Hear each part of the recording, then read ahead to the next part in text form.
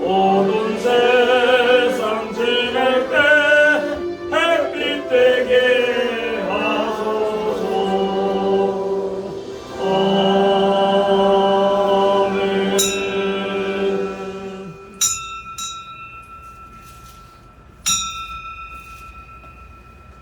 또같이 묵상 기도 드리시고 주일 오후 예배 하나님 앞에 올립니다.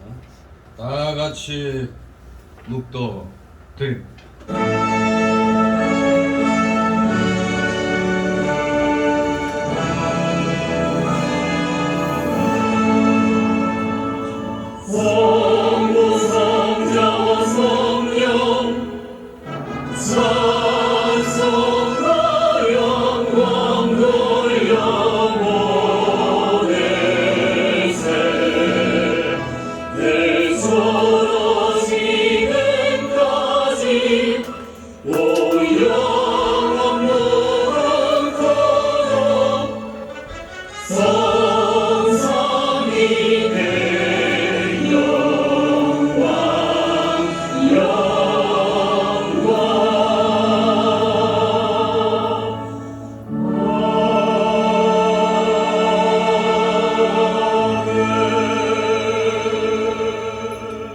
내가 평안히 눕고 자기도 하리니 나를 안전히 거하게 하시는 이는 오직 여호와시니이다.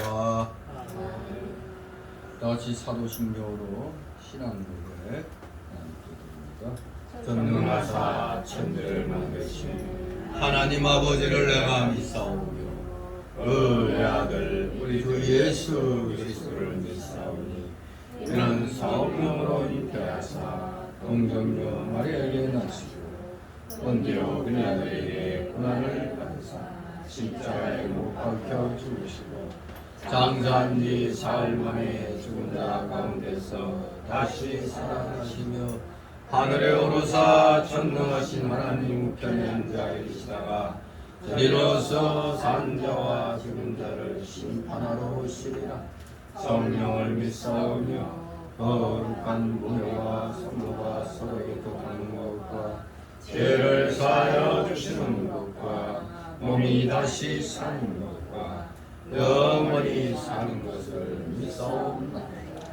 아멘. 다같이 찬송가 347장 347장 부르시는 이 시간을 위해서 김구란 집사님 기도 인도하십니다. 347장 구주여 내게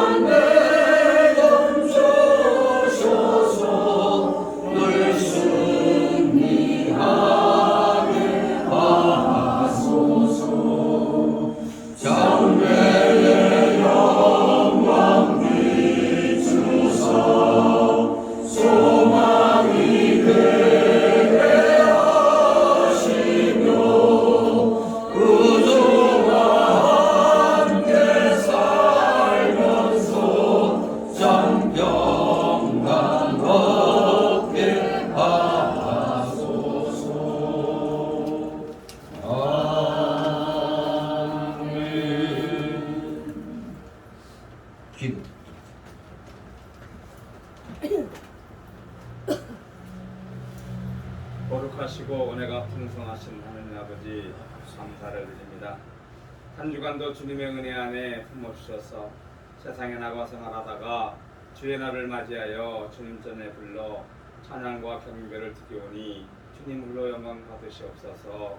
주님 일주일 동안 살아가는 과정에서 옛사람의 속성에 알고 짓고 모르고 지은 죄 회개하오니 용서하여 주시옵시고 긍휼히 여겨 주시옵소서.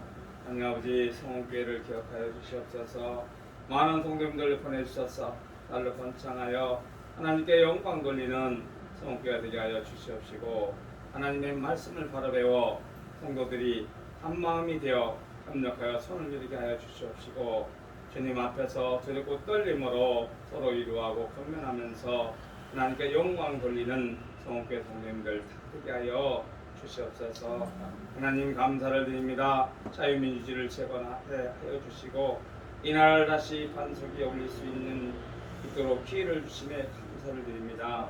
어떠한 상황에서라도 반드시 주님의 뜻 가운데 이 나라가 다시 설 수 있도록 은혜 내려 주시옵소서.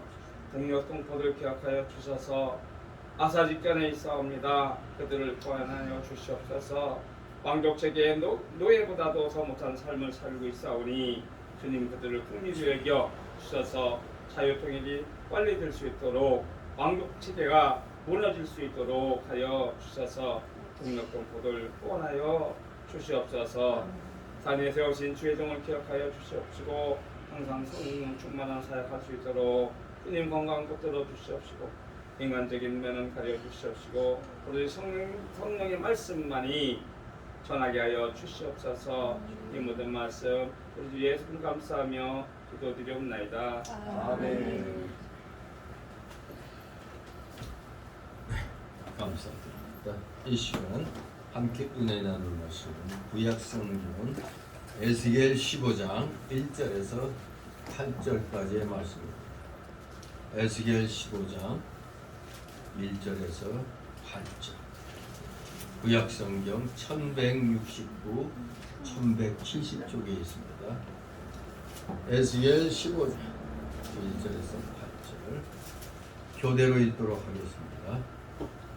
15장 여호와의 말씀이 내게 임하여 가라사대 인자야 포도나무가 모든 나무보다 나무신 것이야.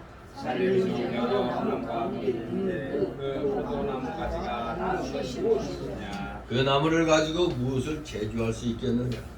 그것으로 무슨 그릇을 못을 만들 수 있겠느냐.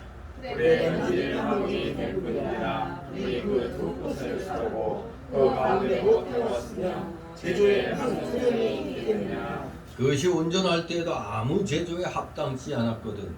하물며 불에 살라지고 탄 후에 어찌 제조에 합당하겠느냐. 그러므로 주 여호와 내가 말한다. 내가 술 가운데 나무를 불에 던질 황금이 할 것 같이 내가 예루살렘 거민도 그같이 할지라. 내가 그들을 대적한즉 그들이 그 불에서 나와도 불이 그들을 사르리니 내가 그들을 대적할 때 너희가 나를 여호와인 줄 알리라. 내가 그 땅을 황복케 하리니 이는 그들이 범법함이니라. 나 주 여호와의 말이니라 하시니라. 아멘. 포도나무 비유를 통해서 이스라엘 백성들의 교만에 대해서 지금 책망을 하고 있는 말씀입니다. 여기 보니까 그래도 선민 이스라엘이라고 자랑스러워하고 있었는데 지금 이 이스라엘 민족을 뭐라고 비유하고 있습니까? 산에서 자란 쓸모없는 포도나무로 비유하고 있습니다. 이스라엘 백성들은 선민이라는 이유로 아주 우월의식에 사로잡혀 교만병에 걸려 있었던 겁니다. 자기들이 선민이라면 자신들의 신분에 걸맞는 하나님에 대한 그 사명을 걸맞는 사명을 감당해야 될 텐데 이들은 그렇게 하지 못하고 있었던 겁니다. 그래서 우리 하나님께서는 야생 포도나무 비유를 통해서 이스라엘 백성들이 그저 무익한 존재로 전락해버렸으며 따라서 하나님께서는 저 교만한 자들을 불러 태워버릴 것을 예고하셨습니다. 아, 참 무서운 일이죠. 하나님 뜻에 합당하게 할 줄 알았는데 엉뚱한 짓거리만 하고 있으니 하나님이 모조리 죽여버리겠다는 겁니다. 자, 그래서 오늘 1절 8절을 또 내용에 의해서 세 단락으로 나눠서 살펴봅니다. 첫 번째 단락은 1절 3절로 포도나무로는 도구를 제조할 수 없다고 말씀하시는 여호와 하나님. 포도나무로는 도구를 제조할 수 없다고 말씀하시는 여호와 하나님. 두 번째 단락 4절로 열매 없는 포도나무는 불에 던져짐을 말씀하시는 여호와 하나님. 열매 없는 포도나무는 불에 던져짐을 말씀하고 계십니다. 세 번째 단락으로 6절 8절 범법한 예루살렘을 대적에게 붙이겠다고 하시는 여호와 하나님. 범법한 이스라엘을 멸망시키겠다고 선언하시는 겁니다. 자, 먼저 포도나무로는 어떤 도구도 제조할 수 없다고 말씀하고 계십니다. 1절 3절 포도나무로는 도구를 제조할 수 없다고 말씀하시는 여호와 하나님. 1절 3절 있습니다. 여호와의 말씀이 내게 임하여 가라사대 인자야 포도나무가 모든 나무보다 나은 것이 무엇이랴. 산림 중 여러 나무 가운데 있는 그 포도나무 가지가 나은 것이 무엇이랴. 그 나무를 가지고 무엇을 제조할 수 있겠느냐. 그것으로 무슨 그릇을 걸 무엇을 만들 수 있겠느냐. 아멘. 한마디로 이스라엘 백성이 다른 나무 즉 타민족보다 나을 것이 하나도 없다는 것을 재인식시키기 위한 질문으로 포도나무가 모든 나무보다 나은 것이 무엇이냐고 이렇게 질문하고 계십니다.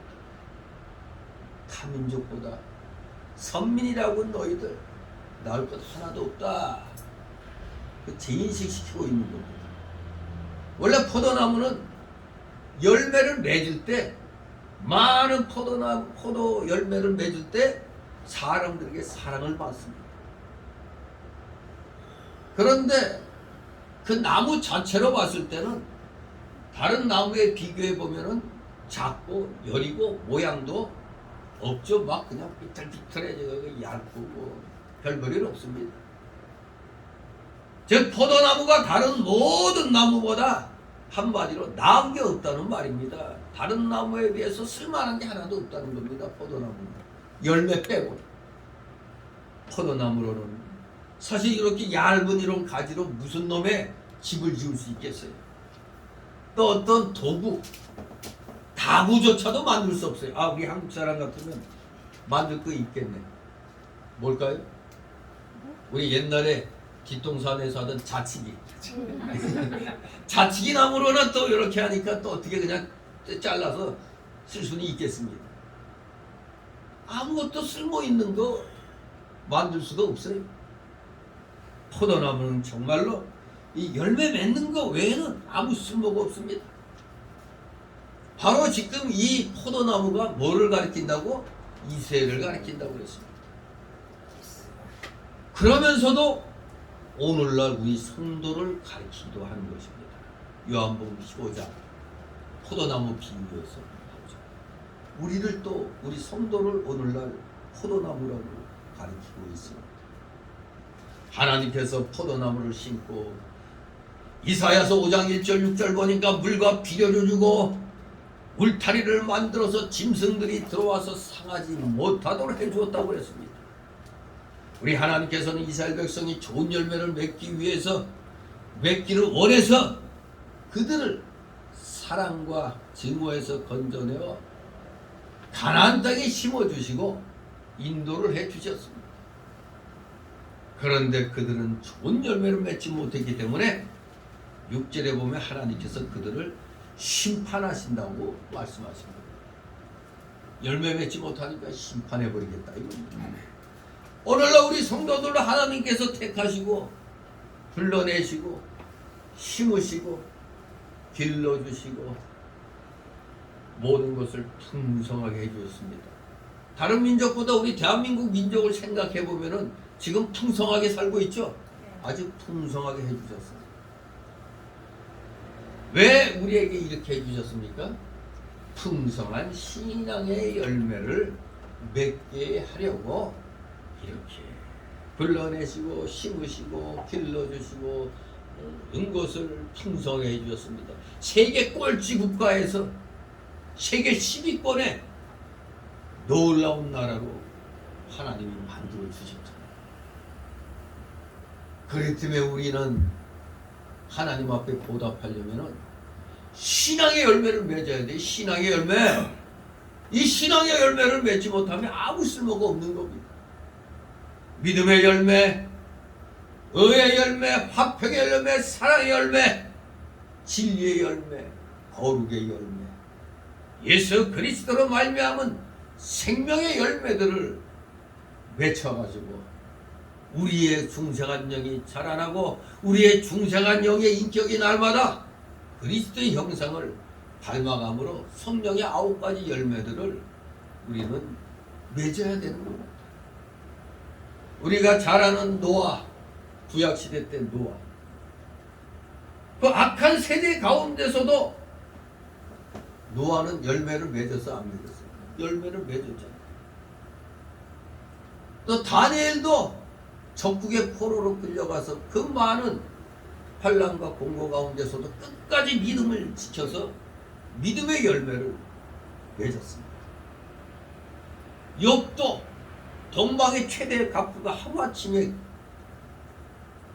그야말로 거지같이 되고 온갖 질병에 시달리고 아내로부터 네 하나님 욕하라고까지 그냥 저주까지 받았는데 그러한 악조건 속에서도 욥은 마침내 믿음을 지켜서 열매를 맺었던 겁니다.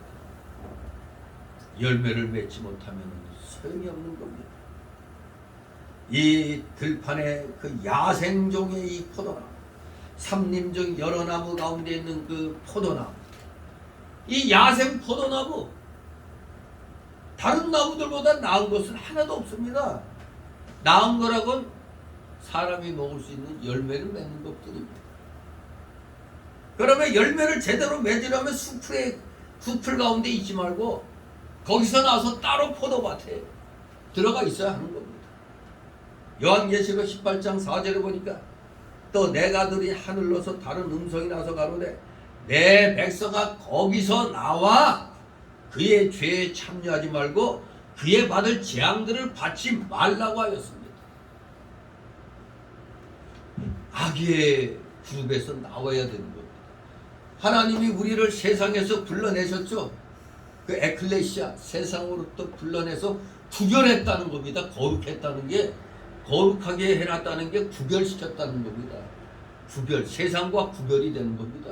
오늘날에 오늘 주일인데 예배 안 드리고 놀러가는 사람들하고 이 예배 드리는 사람하고 비교해 볼 때 벌써 우리는 세상에서 구별된 사람이잖아요. 예배 드리고 있잖아요. 이게 벌써 차이가 있는 거예요. 우리는 세상으로부터 나와야 돼요. 그의 죄에 참여하지 말고 그의 받을 재앙들을 받지 말라고 그랬어요. 그러기 위해서는 따로 구별되어 나와야 됩니다. 포도나무가 숲을 가운데 그대로 있으면 제대로 못 자랍니다. 자란다 할지라도 연약해져가지고 영양분을 다른 나무나 다른 이 풀에 다 뺏겨서 제대로 못 자랍니다. 그러니 열매를 못 맺는 겁니다. 그런데 바로 이 이스라엘이 마치 이방 이 울창한 삼림 가운데 있는 저 포도나무처럼 이방을 의지하고 있다는 겁니다. 삼림 가운데 머물러 있으면 안 되는 겁니다. 따로 나와 있어야 됩니다. 오늘날 교회가 속화되어서 세상 세력에 이용당하고 교회가 성경적이지 못한 비성경적인 사회운동에 참여하는 것은 삼림 중에 있는 포도나무와 같은 것입니다.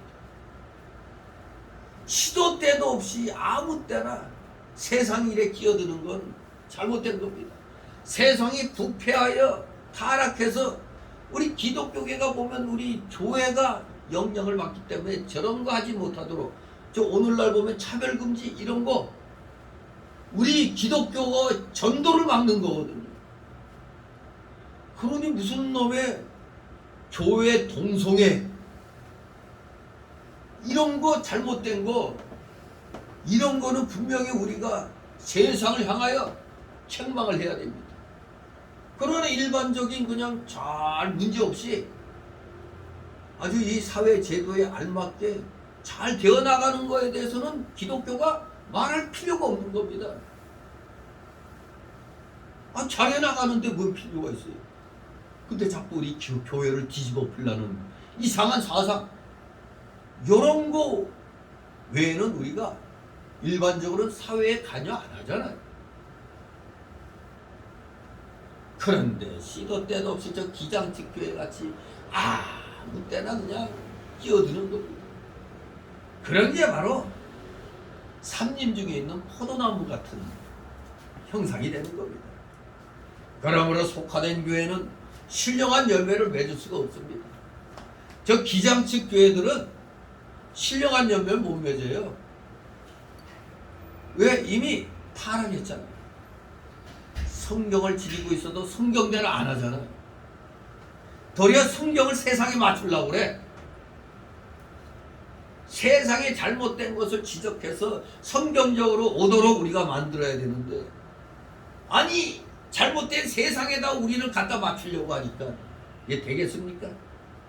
절대 신령한 열매를 못 맺는 겁니다. 빨갱이 교회들이 너무 많아요. 이런 속화된 교회 그리고 저 이단 교회는 이 신령한 열매하고는 관계가 없는 겁니다. 그래서 생배 조각을 새 옷에 붙여야지 낡은 옷에 붙이면 결국에는 그 기운 것이 또 새 선을 잡아당겨갖고 옷이 다 그냥 헤어지잖아. 또 새수는 새 가죽 부대에 넣어야지 낡은 가죽 부대에 넣으면 이게 툭 틀어가지고 터져버리잖아요. 그러면 부대도 버리고 술도 버리는 겁니다. 이 마태복음 16, 17절 마가복음 2장 21절 22절 누가복음 5장 36절 38절에 바로 새수를 새 부대 이렇게 설명을 하고 있는 것입니다. 그래서 새생명운동은 오직 진리 안에서 이루어져야 되는 겁니다. 진리 안에 있어야 되는 거지 진리 밖에 벗어나면 새생명운동이 될 수가 없는 겁니다. 그렇기 때문에 마태오 5장 37절 말씀처럼 교회는 절대 의식주의나 비진리와 타협하면 안 됩니다. 우리는 진리와 함께 해야지 불의를 기뻐하고 불의와 함께하면 안 되는 겁니다. 저 기장집같이 불의와 함께 하려고 저러고 하나님을 신이 없다는 공산주의하고 지금 함께 가고 있으니 그 되겠습니까? WCC 운동, 세계 기독교 교회 협의회는 처음부터 공산주의 운동인 것입니다. 공산주의 사상으로 시작된 거예요. 처음부터. 그렇기 때문에 WCC의 대교단들이 처음에는 멋모르고 들어갔다가 이제 다 나오고 있는데 그래도 끝까지 남아있는 이런 교단들이 있다. 이런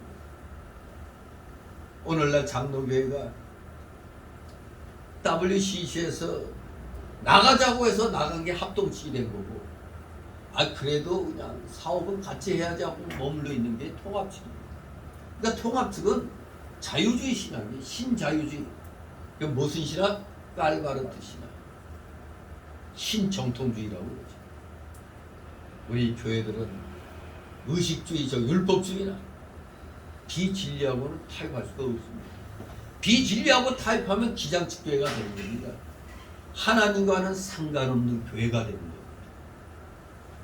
포도나무는 그래서 삼림에서 갈라내어서 포도원에 심어야 돼. 포도원에. 그래야 극상품 포도나무가 되는 겁니다.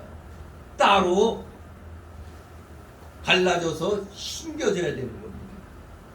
그래서 오직 포도나무만 길러져야 되는 겁니다.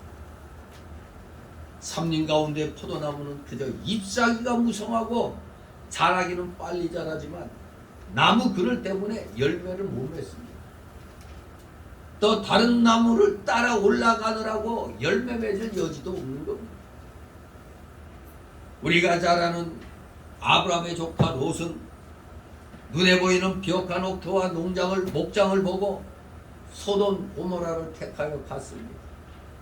그러나 그 결과 롯은 신앙의 성공에서 실패하고 아주 그 음란한 족속이 되어버렸잖아요. 암몬과 모압이라는 족속의 시조가 됐죠. 근친상간으로. 그것은 포도나무를 포도밭에서 뽑아가지고 삼린 중에다 심는 것과 같습니다. 롯의 신앙은. 그래서 처음에는 성공하고 갔지만 실패입니다. 흥한 것 같지만 망한 겁니다. 산 것 같으나 죽은 것이 된 겁니다. 세상 속에 딱하니 나가서 우리는 세상에서 이렇게 활개치며 살 거야 하지만 세상을 이기는 게 아니라 세상의 동화가 돼버려요. 세상에게 쥐고 마는 겁니다. 구별되어 있어야 우리가 세상을 이길 수가 있지, 그냥 섞여 있으면 아무것도 안 되는 겁니다. 포도나무는 포도밭에 있어야 되는 겁니다. 그래야 주인이 와서 돌봐주지. 삼린 중에 있으면 제멋대로 자라는 겁니다. 열매 맺을 영양분들이 다 엉뚱한 데로 다 가는 겁니다. 삼린 가운데 있는 포도나무는 주인이 돌봐주지 않습니다. 그냥 제멋대로 자라는 거예요. 그러니까 열매란 건 찾아보기가 힘든 거지. 영양가 없는 겁니다. 자, 그래서 두 번째 날락으로 4절 5절 이렇게 열매 맺지 못하는 포도나무는 불에 던져버려야 된다 이겁니다. 열매 없는 포도나무는 쓸데없으니까 불에 던져줘야 된다 이렇게 말씀하고 있습니다.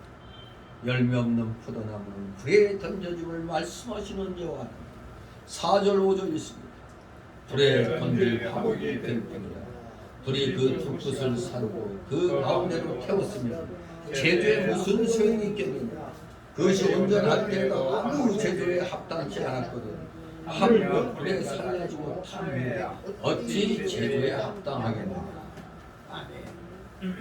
지금 이스라엘 백성들이 숲을 중에 있는 포도나무처럼 되어가지고 포도 열매를 맺지 못했기 때문에 하나님께서는 불 가운데 던져 징계를 하셨다는 겁니다. 태웠으면 제주에 무슨 소용이 있겠느냐. 즉 쓸모없어서 불에 던져져 타다 남은 나무까지는 어떻게 되겠어요? 손만 대도 부스러지기 때문에 아무 소용이 없다는 뜻입니다. 태웠으면 제주에 무슨 소용이 있겠느냐. 부서집니다. 부서져. 이처럼 유다 민족은 유용한 백성이 된 게 아니라 무용한 쓸모없는 백성이 되었다 이겁니다. 쓸모없는 백성. 그러므로 이스라엘은 마치 두 끝이 불에 살라진 포도나무처럼 북쪽으로는 아술의 침략을 받았고 남쪽으로는 애굽의 침략을 받은 것입니다. 하나님 말씀을 떠나 인본주의로 행하다가 결국에는 망하는 것입니다. 세 번째 날락으로 6절 8절 이제 범법한 예루살렘을 대적에게 붙이겠다고 말씀을 하십니다. 범법한 예루살렘을 대적에게 붙이겠다고 하시는 여호와 하나님. 6절 7절 있습니다. 그러므로 주 여호와 내가 말하노라. 내가 숲을 가운데 포도나무를 불에 던질 화물이 되게 한 것 같이 내가 예루살렘 거민도 그같이 할지라. 내가 그들을 대적한즉 그들이 그 불에서 나와도 불이 그들을 사르리니 내가 그들을 대적할 때에 너희가 나를 여호와인 줄 알리라. 아멘.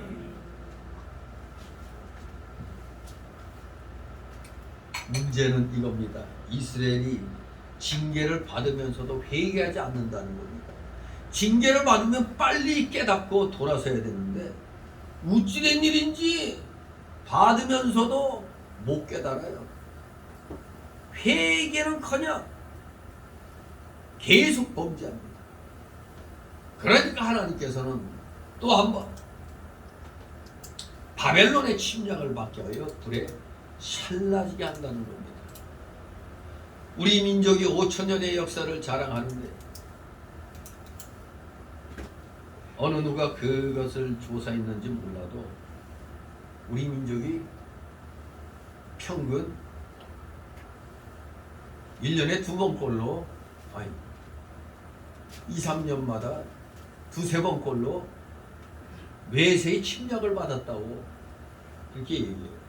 참 지겹죠. 지겨워. 걸핏하면 외세의 침략. 우리가 옛날 국사 배울 때 뭐라고 그래요? 우리는 대기의 민족이라 평화를 사랑하고 힘이 없으니까 평화를 사랑한다는 말이 그런데 맨날 당하는 게 그게 좋은 겁니다. 우리 민족이 이 우상 숭배가 하여간 그게 다라죠. 우리 민족. 이미 버려진 민족같이 되어 있는 겁니다. 그러니 여기에서 터지고 저기에서 터지고 그런 역사입니다. 그러니까 이 전쟁은 하나님의 주권하에 있는 겁니다. 하나님이 사랑하신다면은 그 사랑하시는 자가 바른 길 가도록 하나님은 자꾸 말씀해 주시는 거예요. 이렇게 하라 저렇게 하라. 그래도 안 들어요. 안 들으니까 어떻게 됩니까? 매로 때려야 되는 겁니다. 매로 때리는 겁니다. 이스라엘 민족이 선민으로서 하나님이 극상 큰 포도나무로 심어놨는데 이것들이 뚱딴지 같은 짓만 한단 말이야. 그러니까 두들겨 패야지. 말 안 들으니까 이번엔 바벨론에게 두들겨 맞게 하는 겁니다. 쓸모없어서 뽑혀진 포도나무 가지에 두고 즉 사마리아와 유다의 성읍들은 이미 심판받았고 이제 가운데 남아있는 예루살렘마저 바벨론 군대에게 멸망당할 것을 의미하는 겁니다. 바벨론 군대에게 멸망당한다 이겁니다. 이런 걸 가만히 우리나라의 현실과 비교해보세요. 북이스라엘은 아수르의 침략을 받고 망했어요. 그리고 남유다도 아수르에 의해서 막 짓눌림 당하는데 그래도 정신 못 차리고 있으니까 나중엔 새로운 나라를 일으켜서 그 강력하던 아수르를 바벨론이 또 점령해버리고 이제는 바벨론이 이제 남은 남유다를 그것도 이제 예루살렘을 목을 조고 있는 겁니다. 예루살렘이 몇 차 만에 무너졌죠? 3차 만에. 1차, 2차까지는 그냥 봐준 거죠. 좀. 포로로 끌려가고 항복하고 그러는데 이 3차 때는 완전히 그냥 하나님이 멸망을 시켰던 겁니다. 이렇게 말씀에 순종하지 않은 이스라엘 민족은 마침내 강력한 바벨론 군대에 의해서 이제 멸망을 당하게 된다는 것을 여기서 말씀하고 있는 겁니다. 신약 성경 마태복음 3장 10절과 누가복음 3장 9절에 보면 세례 요한이 도끼가 나무 뿌리에 놓였으니까 좋은 열매 맺지 않는 나무는 어떻게 한다고? 도끼로 찍어서 불에 던진다고 했습니다. 쓸모없으니까 찍어버려갖고 다른 걸 심든가 뭐 다른 걸 해야죠. 이 아까운 땅을 남겨두면 안 되니까. 마치 지금 남유다도 완전히 벼랑 끝에 몰렸었죠. 3차 침략 때. 그야말로 덕기가 그냥 발 밑에 딱 놓여 있는 겁니다. 우리나라도 6.25 때 다 그 상황이었습니다. 근데 지금은 어떤 상황일까? 도끼가 한 저 문 앞에 와 있는 겁니다. 문 앞에 와 있어요. 아직 여유 있어요. 아직 발밑에까지는 안 왔어요. 그러나 우리는 하나님의 심판의 도끼가 언제라도 임할 줄 알고 항상 두렵고 떨리는 마음으로 우리는 열심히 열매 맺는 생활을 해야 돼요. 이 나라를 살리고 죽이는 건 누가 살리고 죽인다고? 기독교가 살리고 죽이는 겁니다. 기독교가 타락하면 하나님의 심판을 받는 거고, 우리 기독교가 그나마 정신 차려가지고 하나님 말씀대로 살려가면 남은 자 사상이라는 것이 바로 우리 소수의 남은 자들을 보시고 이 나라를 하나님이 살려주시는 겁니다. 우리 모두 남은 자에 속해야 됩니다. 하나님이 기뻐 받으시는 그런 남은 자에게 우리는 속해야 되는 것입니다. 그렇게 하려면 어떻게 해야 돼요? 인본주의에서 벗어나야 되죠. 세상주의에서, 물질주의에서, 저 만몬주의, 물질주의에서 나와가지고 진리의 신앙에 서야 되는 겁니다.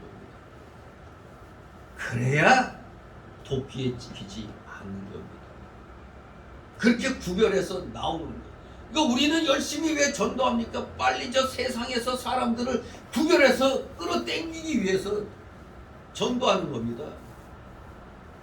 우리로서는 그게 열매 맺는 생활이에요. 어떻게든지 전도해서 그 세상으로부터 하나님의 택한 자녀들을 빼내야 되는 겁니다. 빼내야 돼요. 그래서 교회에 속할 수 있도록 하는 겁니다. 이게 열매 맺는 겁니다. 하나님이 가장 기뻐하시는 영원권의 전도의 열매를 맺는 것입니다. 우리 8절에 있습니다.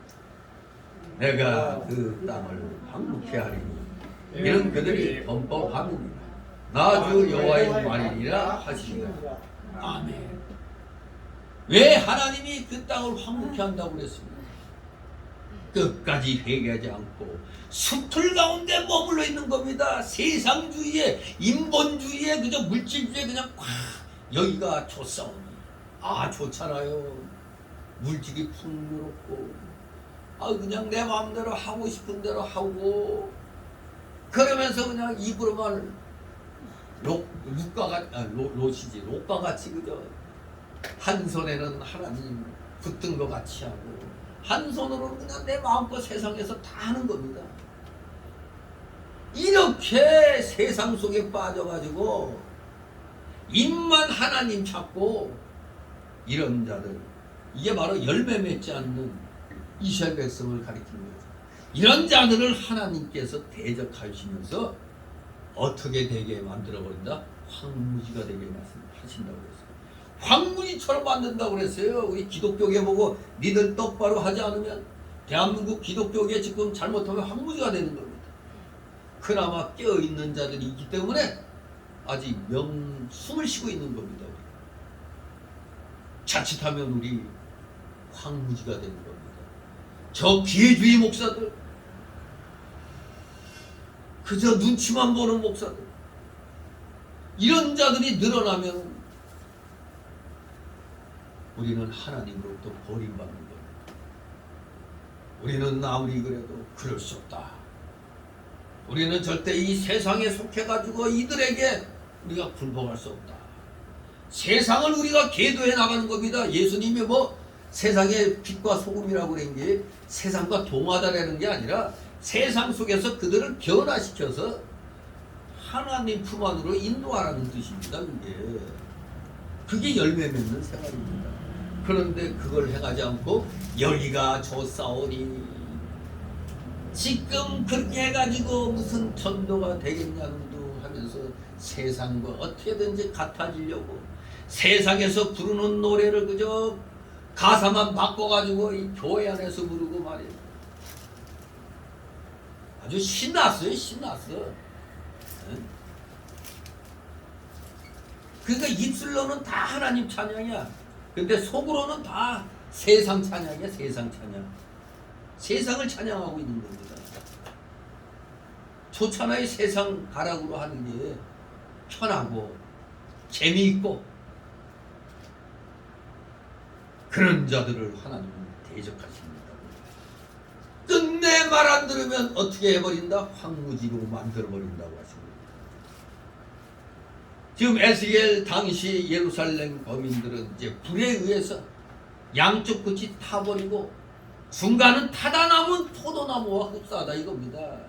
아주 명맥만 유지하고 있는 거예요 지금. 그러나 이제는 그것마저도 완전히 타도록 불에 던져질 위험에 놓여 있다 이겁니다.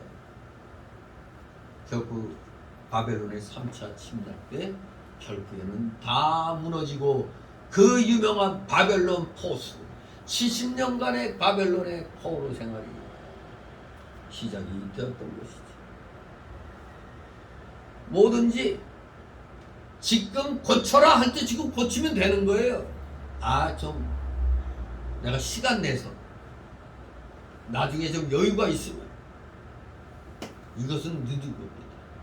당장 예수님 제자들이 예수님이 제자들 부를 때 따라오라 그랬을 때 뭐라고 그랬어요?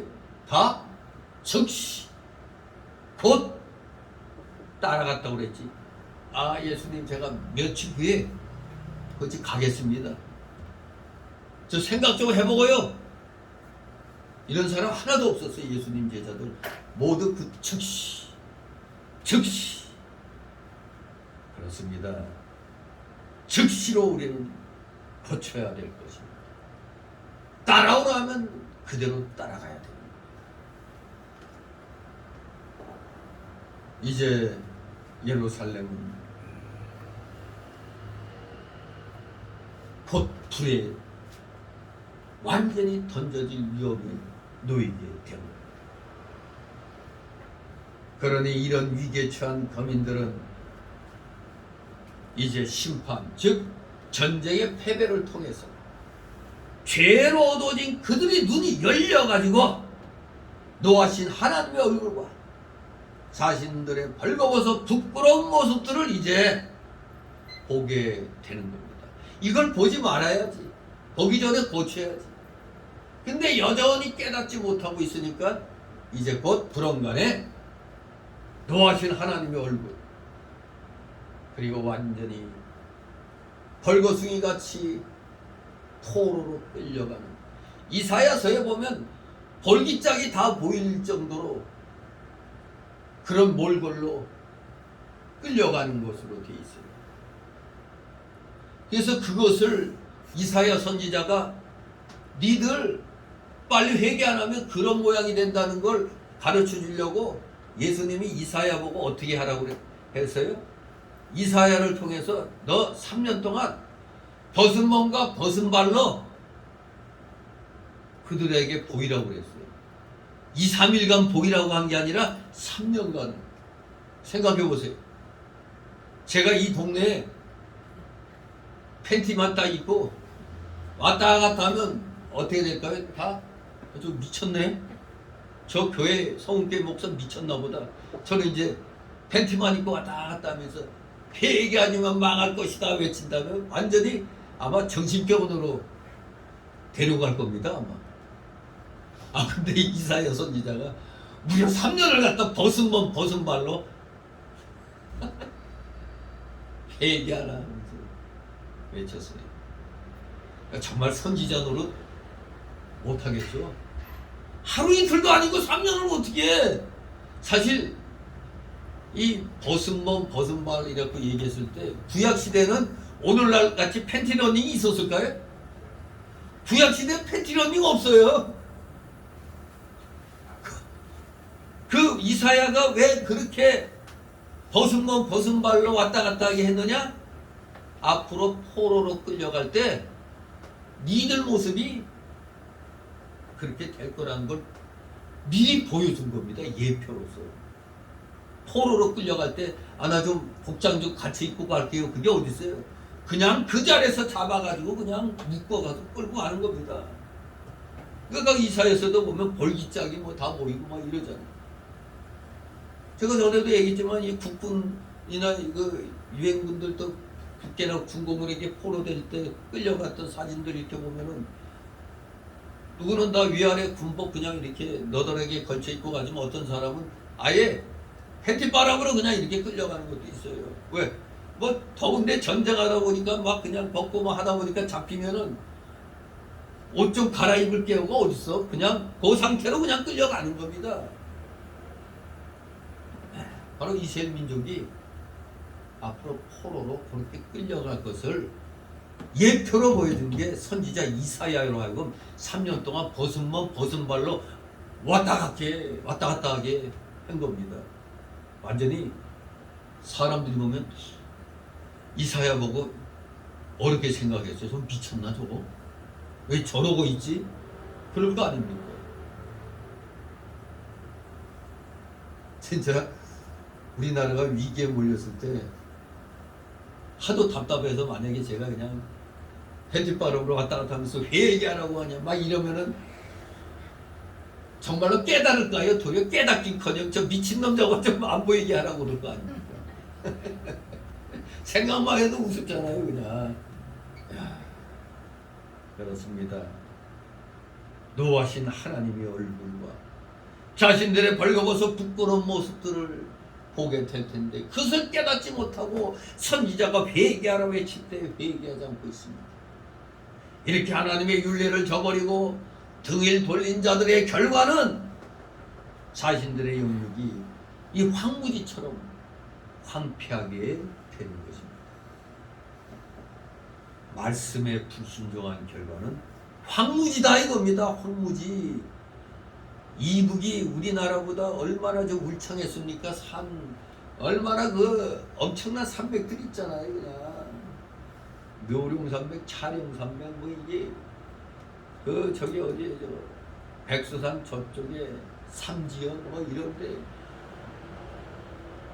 우리가 오죽하면 옛날에 그 태조 이성계가 이방원이 그 아들놈 그 왕자의 난 일으켜갖고 왕된 그놈 꼴 보기 싫어갖고 함흥에 가 있을 때 이방원이가 자기 아버지 모셔려고 좀 사람들을 계속 보냈더니 돌아왔어요? 못 돌아왔어요? 하나도 못 돌아왔잖아요. 그래서 이름하여 함차사라고. 하여간 차사로 간 자들 모조리 다 죽었으니까. 그 첩첩산중 그런데 그냥 박혀가지고 안 나오는 겁니다. 그냥. 오늘날엔 북한 특수부대가 이제 뭐 훈련할 때 아주 뭐 산 타고 뭐 열심히 그냥 엄청나게 빠르게 다닌다고 하지만 그 북한 산에서나 북한의 산악에서나 통하는 거고 간첩들이 우리나라 따보면은 놀랜대. 상림이 우거져가지고 북한에서는 다 한패니까 그냥 와다다다다다 하고 가지고 뭐 자기들 뭐 장치 자랑하듯이 왔다 갔다 했지만 남한에 따보니까 뭔 산맥이 산이 그냥 나무가 무성하니까 북한에처럼 그렇게 할 수가 없다는 거예요. 정말로 북한이 왜 그렇게 됐을까요? 공산주의. 하나님이 어디 있느냐. 무신론. 그런데 그러면서도 신은 또 만들어냈죠. 김일성, 주사파. 이게 세계 3대, 세계 10대 종교에 들어간대요. 이 주사파가. 세계 10대 종교. 왜? 북한 인민 2천만이다. 주사파 신도니까. 참으로 북한은 하나님의 노하신 얼굴과 자신들 벌거벗어 부끄러운 모습들이 황무지가 되어가지고 그들 눈에 지금 보여있는 것. 하나님의 율례를 저버린 결과는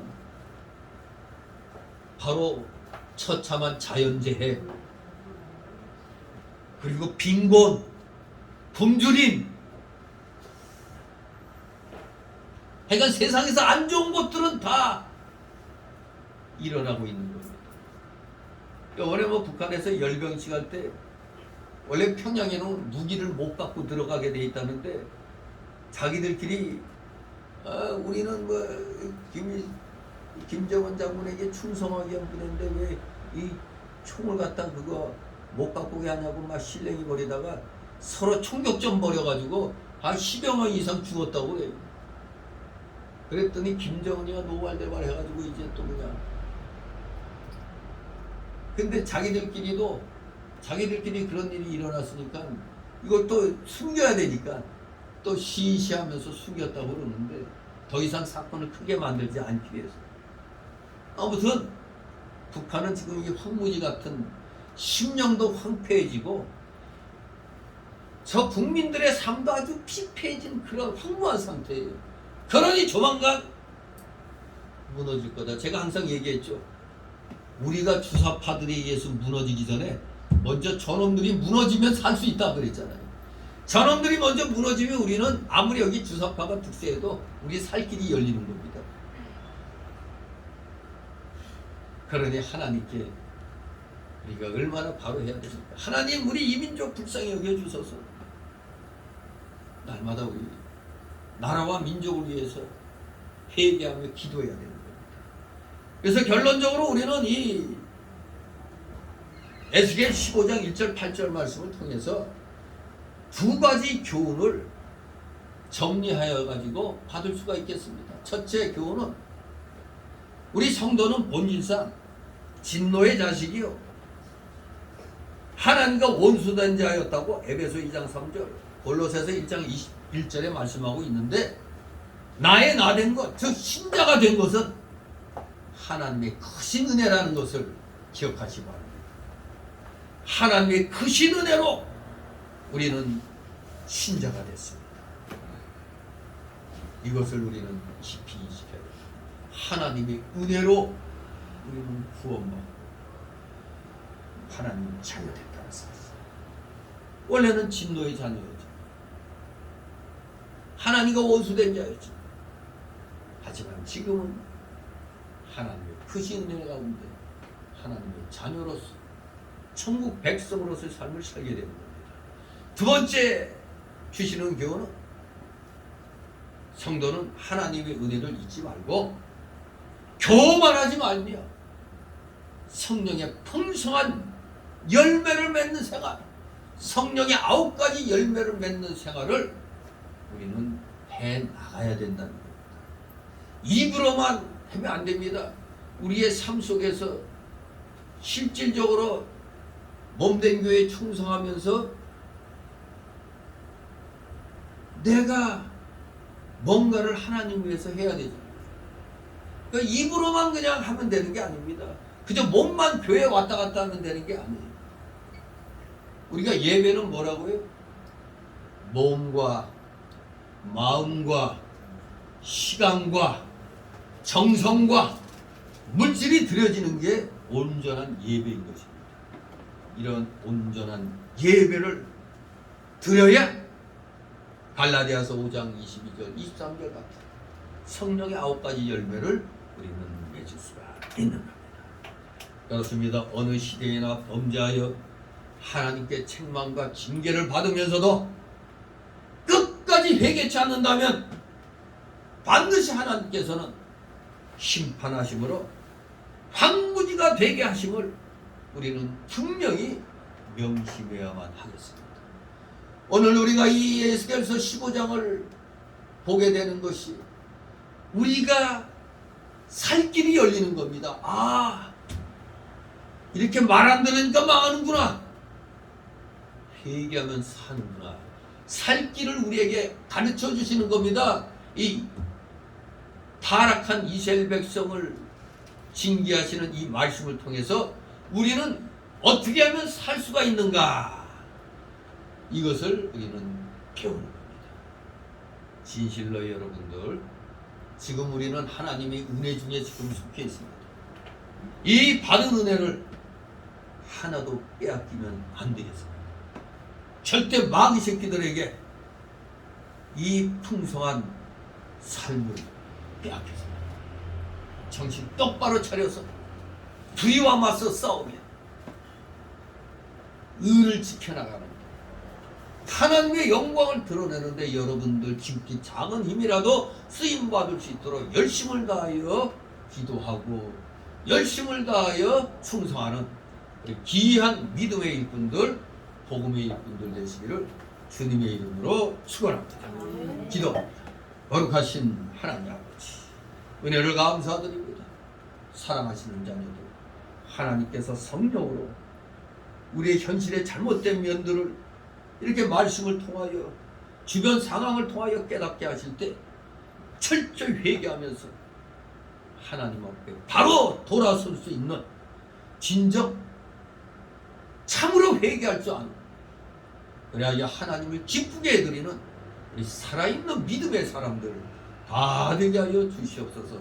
감사드리며 예수 그리스도의 이름으로 기도드려옵나이다. 아멘.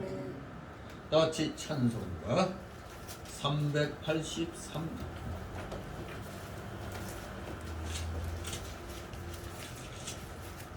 383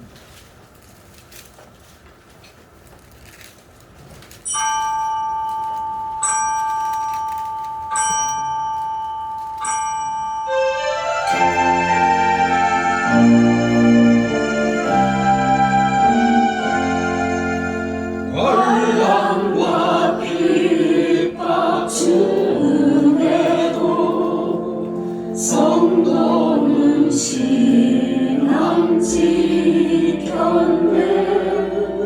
그 신앙 생활 다할 때에 기쁨이 충만하도다.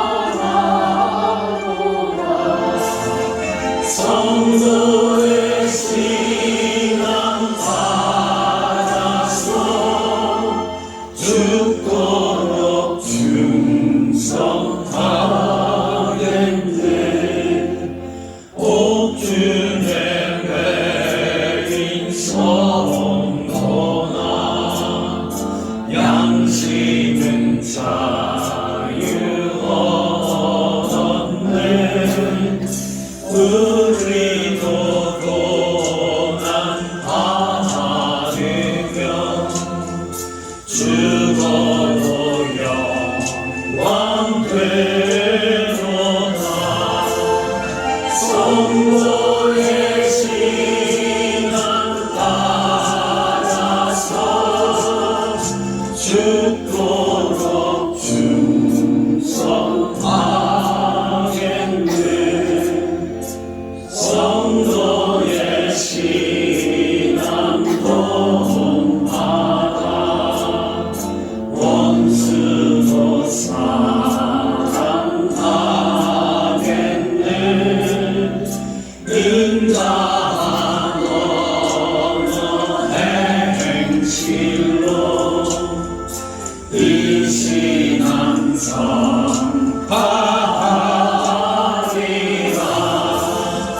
성도의 신앙 따라서 죽도록 충성하겠네.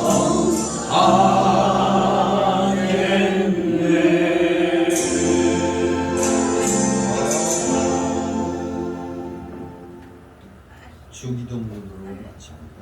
하늘에 계신 우리 아버지여, 이름이 거룩히 여김을 받으시오. 나라의 마옵시며 뜻이 하늘에서 같이 땅에서 이루어지이다. 오늘날 우리에게 원하는 것을 주시오. 우리가 우리에게 죄 진 자를 시험으로 하지 우리의 죄를 사하여 주시고 우리를 시험에 들게 하지 마시고 다만 악에서 구하소서. 내게 나라와 권세와 영광 아버지께 영원히 있사옵나이다. 아멘.